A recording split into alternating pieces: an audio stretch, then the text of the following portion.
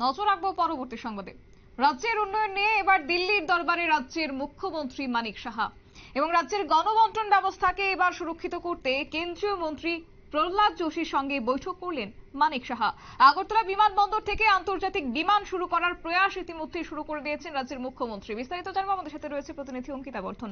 অঙ্কিতা, ইতিমধ্যেই আমরা দেখলাম যে 4 দিনের দিল্লি সফরে রাজ্যের মুখ্যমন্ত্রী এবং সেখানে রাজ্যের গণবন্টন ব্যবস্থাকে এবার সুরক্ষিত করতে কেন্দ্রীয় মন্ত্রী প্রহ্লাদ যোশীর সঙ্গে বৈঠক। কি আপডেট পাচ্ছ? এখন রাজ্যের গণবন্টন ব্যবস্থাকে শক্তিশালী করতে রাজ্যের খাদ্যমন্ত্রী থেকে শুরু করে রাজ্যের মুখ্যমন্ত্রী, রাজ্য সরকার একাধিক পদক্ষেপ গ্রহণ করতে আমরা দেখেছি। রেশন শপের বিভিন্ন সামগ্রীর মাধ্যমে কিভাবে ক্রেতাদের স্বার্থ সুরক্ষা করা যায়, একাধিক বিষয়ে কিন্তু দেখা গেছে রাজ্যের গণবন্টন ব্যবস্থাকে শক্তিশালী করতে রাজ্য সরকার বিভিন্ন সময় বিভিন্ন পদক্ষেপ গ্রহণ করেছে। আর মুখ্যমন্ত্রী তিনিও এই বিষয়গুলি নিয়ে খাদ্যমন্ত্রীর সাথে কথা বলেছেন, কেন্দ্রীয় খাদ্যমন্ত্রীর সাথে বিস্তর আলোচনা করেছেন এবং সেখানেই বিশেষজ্ঞরা মনে করছেন যে রেশন শপের মাধ্যমে গণবন্টন ব্যবস্থাকে যেন আরো শক্তিশালী করা যায়, তার জন্যই হয়তোবা এই গুরুত্বপূর্ণ বৈঠক। বিশেষ করে দেখা গেছে যে এবার রেশন শপে কিন্তু দুধ বা দুধ জাতীয় বিভিন্ন সামগ্রী বিক্রি থেকে শুরু করে দেখা গেছে বিভিন্ন চিড়েগুলো থেকে শুরু করে একাধিক বিষয় কিন্তু রেশন শপের মাধ্যমে ক্রেতাদের দেওয়া হচ্ছে সুলভ মূল্যে। তাই এই সমস্ত বিষয় যেন আগামী দিনেও থাকে, গণবন্টন ব্যবস্থাকে শক্তিশালী করতে আরো যেন কিছু জিনিসপত্র অ্যাড করা যায়, তার জন্যই হয়তোবা এই গুরুত্বপূর্ণ বৈঠক বলে মনে করা হচ্ছে। আর সেই বৈঠকে দেখা গেছে যে মুখ্যমন্ত্রী তিনি কিন্তু ওনার সোশ্যাল মিডিয়ায় লিখেছেন যে রাজ্যের গণবন্টন ব্যবস্থা নিয়ে এবং উন্নয়ন এর নিরিখে কিভাবে রাজ্য এগিয়ে যাবে তার জন্যই এই গুরুত্বপূর্ণ বৈঠক। অর্থাৎ মুখ্যমন্ত্রীর এই বার্তাও কিন্তু যথেষ্ট গুরুত্বপূর্ণ। কেন এই কথা বলা হচ্ছে? দেখো, রাজ্যের গণবন্টন ব্যবস্থা যে ভালোভাবেই চলছে তা কিন্তু আর বলার অপেক্ষা রাখে না। ক্রেতারা যথেষ্ট খুশি। বিভিন্ন সামগ্রী দেওয়া হচ্ছে রেশন শপের মাধ্যমে, কখনো বা সরিষার তেল, কখনো ঘি, আবার কখনো দেখা যাচ্ছে চাল ডালের সাথে একাধিক জিনিস দেওয়া হচ্ছে, কখনো সুজি দেওয়া হচ্ছে, কখনো গম দেওয়া হচ্ছে। বিভিন্ন জিনিস কিন্তু রেশন শপের মাধ্যমে রাজ্যবাসীর হাতে তুলে দিচ্ছে রাজ্যের খাদ্যমন্ত্রী, রাজ্যের মুখ্যমন্ত্রী।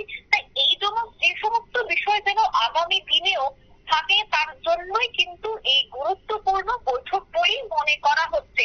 সামনে রয়েছে পঞ্চায়েত নির্বাচন, বিরোধীরা যেন এই বিষয়গুলিকে হাতিয়ার না করতে পারে, এই ইস্যুগুলিকে নিয়ে যেন তারা মাঠে ময়দানে না ঝাঁপিয়ে পড়তে পারে, তার আগেই রাজ্যের খাদ্য যেন মজুত থাকে, গণবন্টন ব্যবস্থাকে যেন আগামী দিনে আরো শক্তিশালী করা যায়, তার জন্যই কিন্তু ইতিমধ্যেই কেন্দ্রীয় মন্ত্রী প্রহ্লাদ যোশীর সাথে বৈঠক করেছেন মানিক সাহা।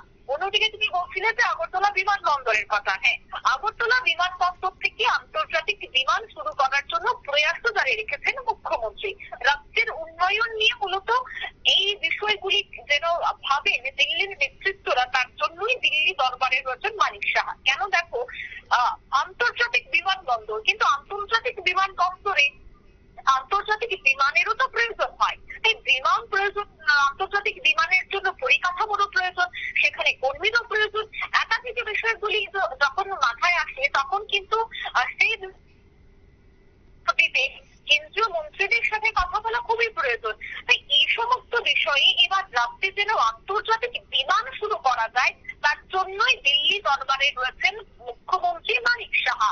বিশেষ করে ভারত থেকে বা ত্রিপুরা থেকে বাংলাদেশ পর্যন্ত যে আন্তর্জাতিক বিমান খুব দ্রুত শুরু হওয়ার কথা, অন্যদিকে বাংলাদেশ সহ আমেরিকাতে সরাসরি বিমান শুরু হওয়ার কথা, তার সেই বিষয়গুলি নিয়ে কিন্তু রাজ্যবাসী অনেকবার আবেদন জানিয়েছেন রাজ্য সরকারের কাছে যেন খুব দ্রুত আন্তর্জাতিক বিমান পরিষেবা চালু করা যায়। বিশেষ করে ইম্ফল থেকে শুরু করে একাধিক জায়গায় যেন বিমান পরিষেবা খুব দ্রুত আনা যায়, তার জন্য বহুবার রাজ্যবাসী কিন্তু আবেদন জানিয়েছে। আর সেই আবেদনের নিরিখে এবার আন্তর্জাতিক বিমানবন্দর আন্তর্জাতিক বিমানবন্দরে বাস্তবায়িত করতে গেলে পরিকাঠামো থেকে শুরু করে বিভিন্ন বিষয়ের প্রয়োজন, অর্থের প্রয়োজন। তাই এই সমস্ত বিষয়গুলি নিয়েই দিল্লি দরবারে রয়েছেন মুখ্যমন্ত্রী।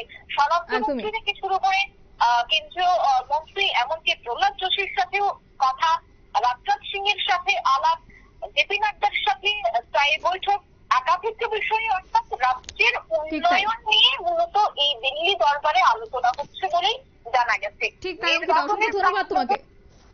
বিস্তারিত বিষয় তুলে ধরলো আমাদের প্রতিনিধি অঙ্কিতা বর্ধন। অর্থাৎ এক্ষেত্রে মোদী সরকারের 3.0-তে এবার কেন্দ্রীয় মন্ত্রী প্রহ্লাদ যোশীর সঙ্গে বৈঠক সারলেন রাজ্যের মুখ্যমন্ত্রী। এক কথায় বলা যায় যে রাজ্যের গণবন্টন ব্যবস্থাকে এবার সুরক্ষিত করতে আজ বৈঠক বলে খবর। নিয়ে নিচ্ছে ছোট একটি বিজ্ঞাপন বিরতি, সঙ্গে থাকুন।